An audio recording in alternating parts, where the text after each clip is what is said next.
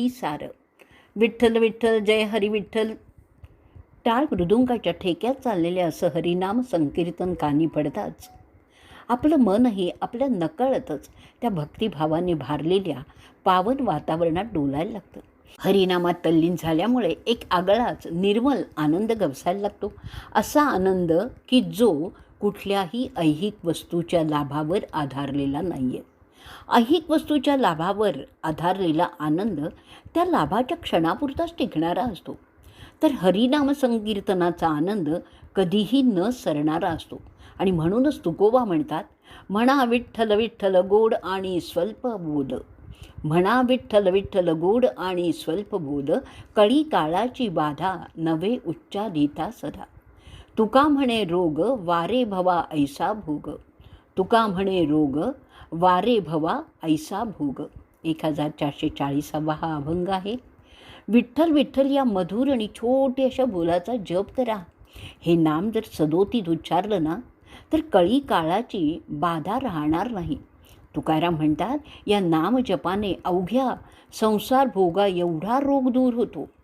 या गोड हरिनाम जपात जन्ममृत्यूंनी बांधलेल्या संकोचित अस्तित्वाची, विरत जाणाऱ्या शरीर संपदेची खंत नाहीशी होत जाते.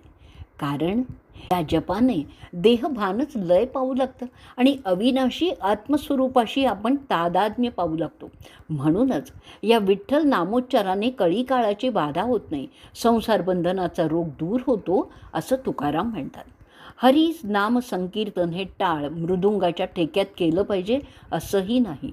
तुकोबा तर म्हणतात, पैसू खेळू जेवू तेथे नाम तुझे गाऊ. रामकृष्ण नाम माळा घालू ओवोनिया गळा.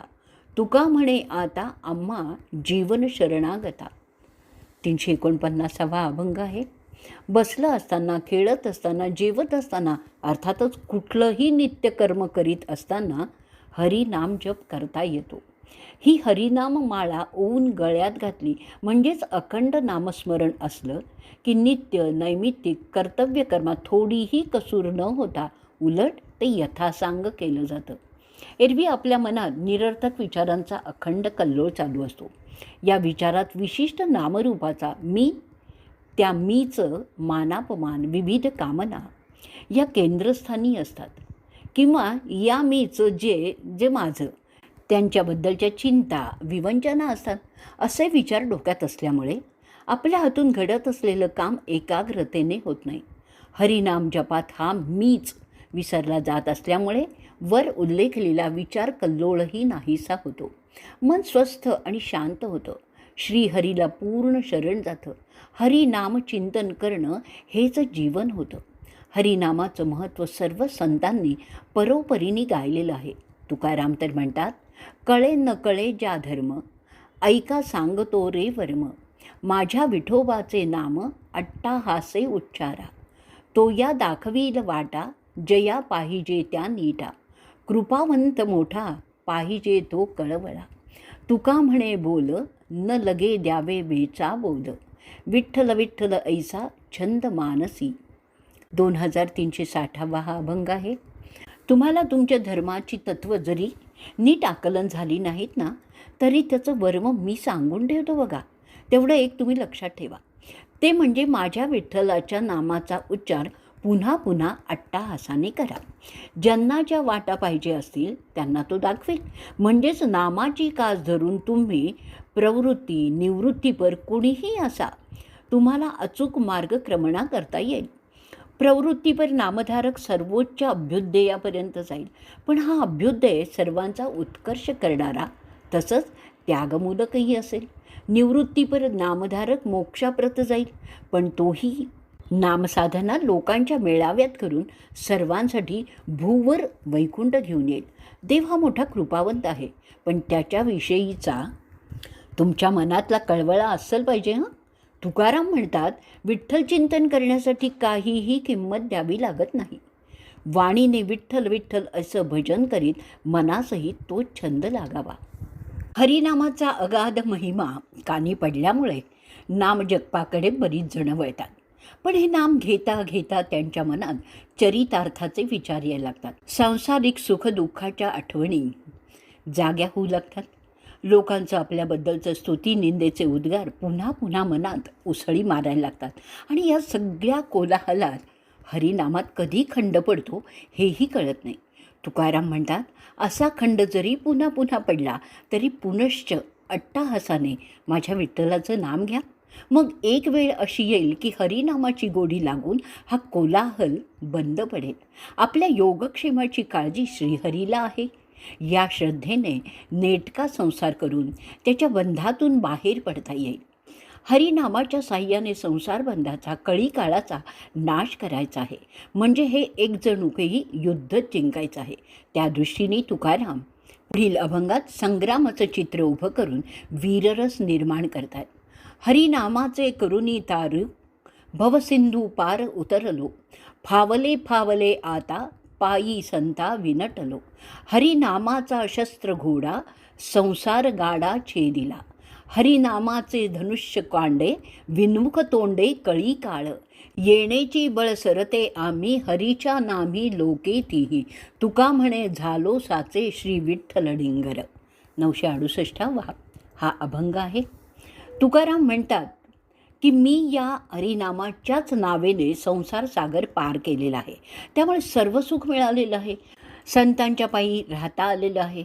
हरिनाम चिंतन रूपी घोडा आणि शस्त्र घेऊन जबरदस्त संसाराला छेदलं आहे. हरिनाम चिंतनाचं धनुष्यबाण केल्यामुळे काळाला विन्मुख होऊन पळायला लावलं आहे. या हरिनाम बळावर विजयी होऊन आम्ही त्रैलोक्यात श्रेष्ठ ठरलो आहे. असा पराक्रम गाजवून आम्ही श्री विठ्ठलाचे लाडके सेवक बनलेलो आहोत. मात्र हरिनाम यांत्रिकपणे घेऊन चालत नाही, तर ते सद्गदित कंठाने घेतलं गेलं पाहिजे. म्हणजेच अंतःकरणापासून घेतलं गेलं पाहिजे. नाम आठविता सद्गदित कंठी, प्रेम वाढे पोटी ऐसे करी. रोमांच जीवन आनंदाश्रू नेत्री, अष्टांग ही गात्री प्रेम तुझे. तुका म्हणे दुजे न करी कल्पांती, सर्वदा विश्रांती संतान पायी. 418 हा अभंग आहे. हरिनामाच्या केवळ स्मरणानेही कंठ दाटून आला पाहिजे. अत्यंत प्रेमाने ते घेतलं गेलं पाहिजे. तेव्हा सर्वांगावर रोमांचच उठले पाहिजेत. डोळे भरून आले पाहिजेत. अंगावर प्रेमाचे रोमांच उठले पाहिजेत. तुकाराम म्हणतात, देवा मला फक्त असं तुझं नाम घेता येऊ दे. दुसरं मला कल्पांती काहीही नको. संत संगतीत हरिनामाचा प्रेमभरा जल्लोष ऐकू येतो. मनाला विश्रांती मिळते. मनापासून हरिनाम घेता यावं यासाठी प्रथम आपण नाशिवंत गोष्टींच्या मागे धावून धावून आयुष्य व्यर्थ घालवलं आहे. याबद्दल अनुताप निर्माण व्हावा लागतो. श्रीहरीच्या स्वरूप साक्षात्कारासाठी तीव्र आस उत्पन्न व्हावी लागते आणि मगच हरिनाम घेताना कंठ सद्गतीत होईल आणि ते नाम हृदयापासून घेतलं जाईल. हरिकृपेमुळेच अशा पोटतिडकीने हरिनाम घेता येतं आणि म्हणूनच तुकाराम हरीला शरण जातात. संत समागमात हरिनामाची गोडी कायम राहते. म्हणून संत संगांच्या लाभासाठी हरीला प्रार्थना करतात. लयक्षयी मन न राहे निश्चळ, लयक्षयी मन न राहे निश्चळ, मुख्य ते बळ आसनाचे. हे तो असाध्य जी सर्वत्र या जना, भले नारायणा आळविता. 1894 हा अभंग आहे. योगाभ्यासाने मनोलय साधून स्वरूपानुभव घेता येतो. पण योगाचं योग्य आसन मुद्रा साधणं कठीण आहे. सर्वच जणांना योगासाठी मन एकाग्र करणं काही जमत नाही. तेव्हा त्यापेक्षा नारायणाला त्याचं नाम घेऊनच आळवणं भलं आहे ना, असं तुकोबा सांगतात. आम्हाला संतांनी हरिनामाचं सोप्पं वर्म सांगितलं आहे. या नामजपात तल्लीन झाल्यावर समाधीचं सुखही फिकं पडतं. चारी मुक्तींचा लाभ होतो. तेव्हा तेच आम्ही घेऊ, असं तुकोबांचा निर्धार आहे. आपल्यालाही ते कळकळीने तसाच आवाहन करतात. नाम साराचे ही सार, शरणागत यमकिंकर. उत्तमा उत्तम वाचे, बोला पुरुषोत्तम. तुका म्हणे वर्णू काय, तारक विठोबाचे पाय. 285 हा अभंग आहे. हरिनाम हे सर्व सारांचं सार आहे. जो नेहमी नामचिंतन करतो त्याला यम शरण येऊन त्याचाच दास बनतो. पुरुषोत्तमाचं नाम घ्या. हा नामजप सर्व उत्तमातला उत्तम आहे. तुकाराम म्हणतात, मी नाममहात्म्य काय वर्णन करू. या नामजपाने विठोबाच्या भवतारक पायाशी ठाव मिळतो. नामाच्या साह्याने आपण विश्वंभर परमात्म्याशी एकरस होऊ शकतो. आणि म्हणूनच या हरिनामाचं अखंड अनुसंधान ठेवा, असं तुकाराम कळकळीने सांगतात. आजचा भाग आपण इथे संपवणार आहोत. जय जय राम कृष्ण हरी. जय जय राम कृष्ण हरी.